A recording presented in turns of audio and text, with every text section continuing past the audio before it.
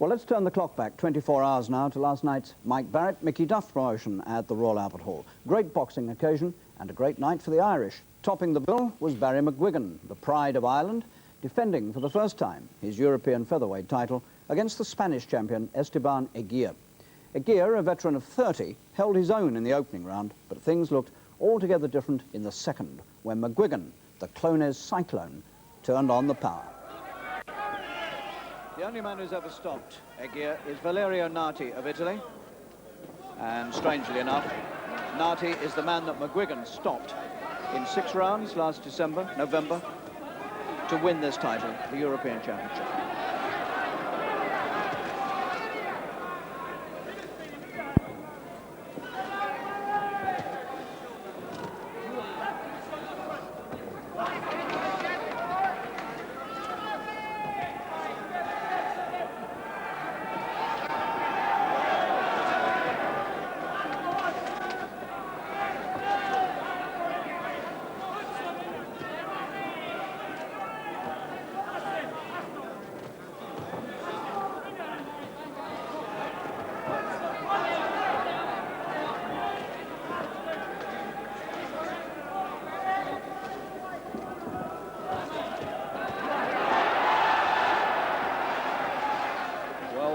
Goes in to score heavily, so Eguia comes back at him, showing all the signs of being a reasonable challenger. This fight was considered by many to be one-sided and not a match when it was made. The European Boxing Union insisted that Eguia was the official challenger, and even the British Boxing Board suggested that he wasn't a suitable match for McGuigan, but he hasn't started too badly.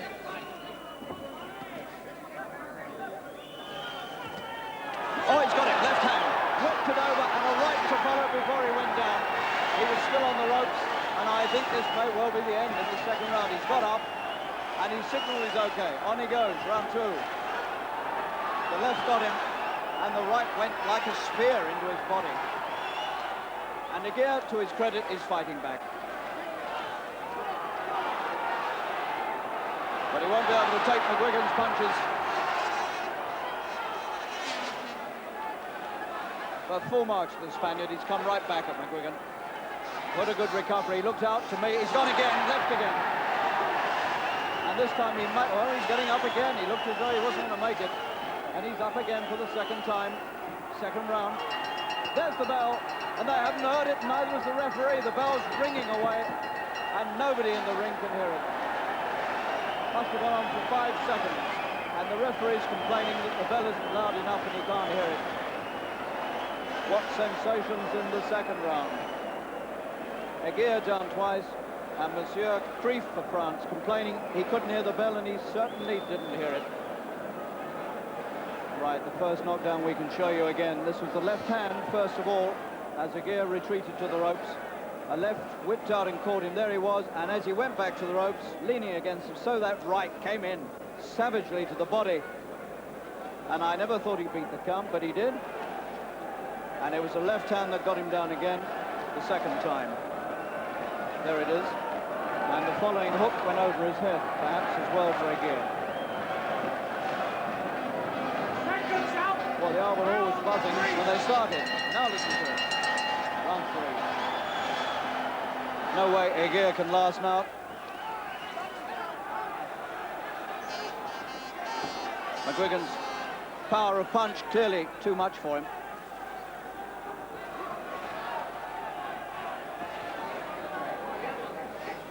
But again, the little Spaniard fighting back for all he's worth.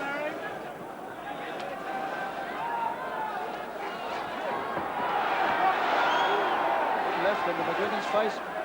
He's not giving in easily. But he's got him again. Left, right. This time on his face. And this time he will not make it. He's counted out. Knockout. Third round. McGuigan retains the European title just about as decisively as anyone could hope for. World title prospect indeed. And the whole world will know about that win. Well, McGuigan could hardly have done a more impressive job. on a man who'd been stopped only once before in nearly 50 fights. But wins like that push McGuigan ever closer to the day when he challenges for a world title. It's difficult now to hold him back, although at 23 he's got all the time in the world. His manager, Barney Eastwood, is caught between the desire to be cautious and the fact that when you've got a hot property, whose front page news, you're bound to cash in. It seems likely that McGuigan may have one more warm-up fight, probably in America, and then the big one. Well, let's just have a think about the top two men in McGuigan's 9-stone division. The World Boxing Association champion is Eusebio Pedroza of Panama, who at 28 has the distinction of being the longest reigning world champion currently at any weight. He won his title in 1978, and he's made 18 successful defences. He hasn't lost a fight since April 1976, but his recent defences have been a harder struggle than the earlier ones. The World Boxing Council champion is Wilfredo Gomez of Puerto Rico. He's 27. He's only just won the featherweight title, but before that, he reigned for 6 years as the WBC light featherweight champion with 18 successful title fights, and in none of them did his opponent go the distance. So that gives some idea of the task awaiting McGuigan, whether he meets Gomez or Pedroza. Meanwhile, young Barry, who's also British champion, now has an official challenger for that title. On the Albert Hall bill last night, Clyde Ruan of Slough met Pat Doherty of Croydon in a final eliminator over 12 rounds. A fascinating contest between Ruan, a skillful counter-puncher, and Doherty, an out-and-out attacking puncher. The outcome was in doubt all the way. Let's join it at the start of the 11th round. Ruan is dark-skinned, wearing the blue trunks. Second down, round winner.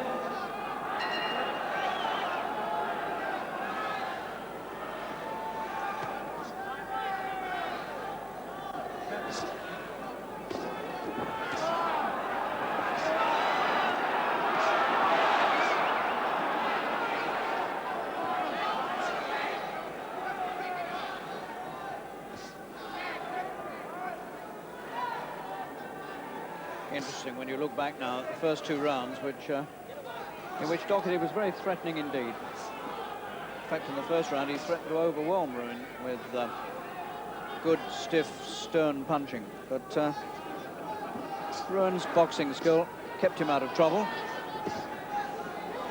and has very gradually put him into a commanding position.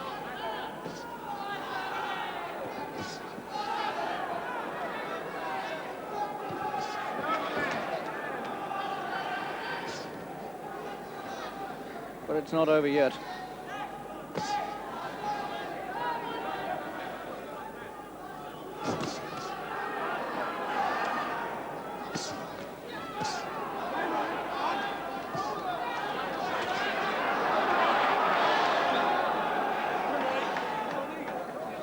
Doherty finding it very hard indeed to slip the punches coming at him and get inside somewhere where he can hook, where it really tells.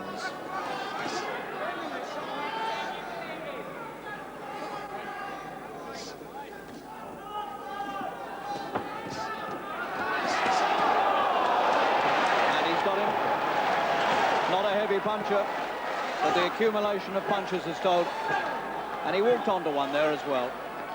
11th round. Could this be the end?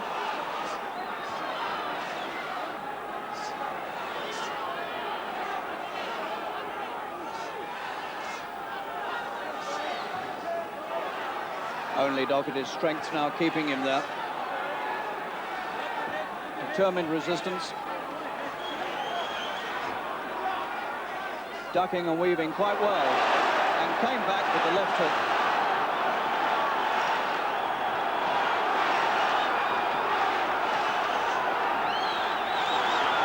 And he's hurt Ruan with a right. Last 30 seconds of this round, and what a round it is.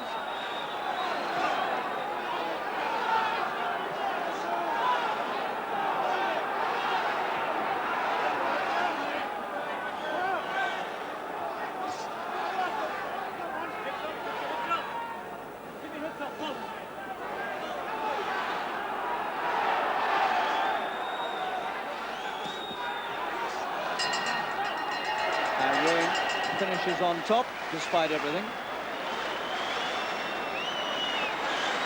Well, that was a really astonishing round. Doherty looked as though he might well be finished there when he was put down.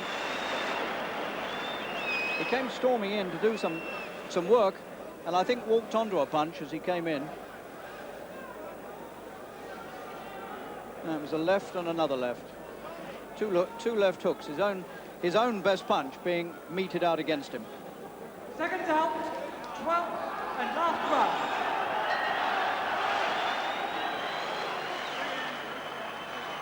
The 12th and final round of what has been a fine Southern Area Featherweight Championship fight and a final eliminator for the British title held by Barry McGuigan. Clyde Ruan, the holder of this title, the dark-skinned boy from Slough,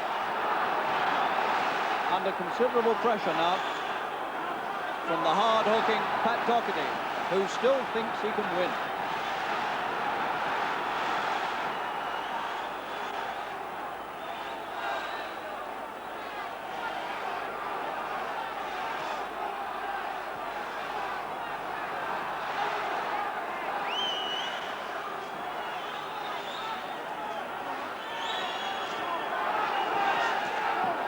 Good left hook to the body. Ruan felt that. Surely Doherty's not going to turn it in the last round, is he?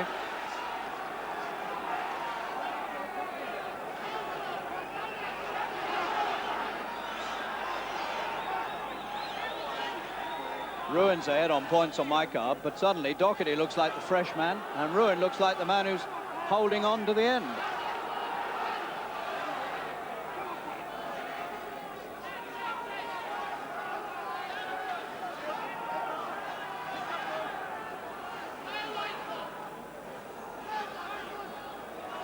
Quite a little classic in its way.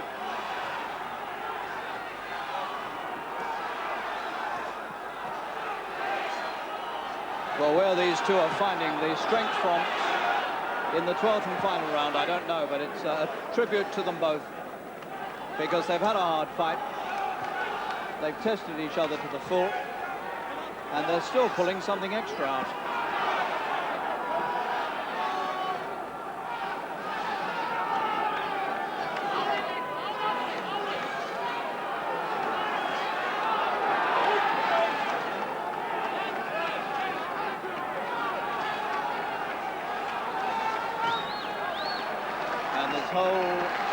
Crowd absolutely rising to these two and appreciating them.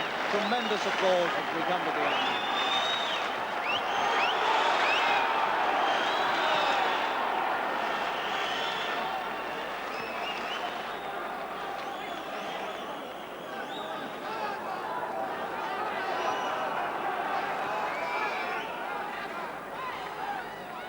Some fight.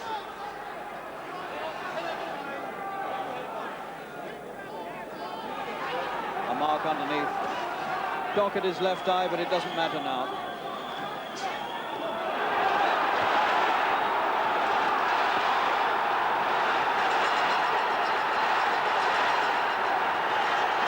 I think the bell's gone, but I couldn't be sure. And Ruan's on the floor. I think the bell's gone and it's all over. And it is. Nathan is signaling that the bell had gone before Ruan went down, and Ruan has been declared the points winner. So what an amazing finish to that fight. Doherty was still going for the knockout, right on the bell, and there was so much noise here. The whole place went hysterical when he put in his attack. Nobody heard the bell. I didn't hear it myself. And Ruan was on the floor, and the referee was signaling that the bell had gone and it was over. Well, they can boo all they like, but Ruan won it on points. But let's not overlook what an effort that was by Doherty. Well, referee Sid Nathan afterwards confirmed that the final bell had rung before Ruan went down, so the fight was over before Ruan hit the deck. And Ruan is now the official challenger for Barry McGuigan's British title. But McGuigan may well have to give up that title while he goes chasing bigger things. Now tonight's headlines. Zola Budd booked her ticket to Los Angeles with Britain's Olympic team by running away with the 3,000 metres at Crystal Palace. Running barefoot, she raced away from the field to win this Olympic trial by 50 yards in a new European junior record of 8 minutes 40.22 seconds. 18-year-old Miss Budd also won the hearts of the 12,000 crowd, and she said afterwards, "I feel I've established myself in this country and I can now concentrate on getting ready for the Olympics." Peter Elliott with a fine win in the 800 metres, And Todd Bennett, who clocked a personal best in the 400, also made certain of going to Los Angeles. Racing, and David O'Brien at 27 became the youngest trainer to win the Derby when his 14-to-1 chance Secreto, ridden by Christy Roach, beat odds-on favourite El Gran Senor, trained by his father Vincent O'Brien, at Epsom. But it came only after a photo finish and a steward's inquiry. Soccer, and Wales were beaten 1-0 by Norway in a friendly in Trondheim. Tennis, and Yannick Noah, the holder, was beaten in 5 sets by the young Swede Mats Wilander in the quarter-finals of the French Championships in Paris. And finally, cricket, and Yorkshire, Lancashire and Warwickshire all reached the semi-finals of the Benson and Hedges Cup today. Notts and Surrey must play tomorrow after becoming victims of the weather today.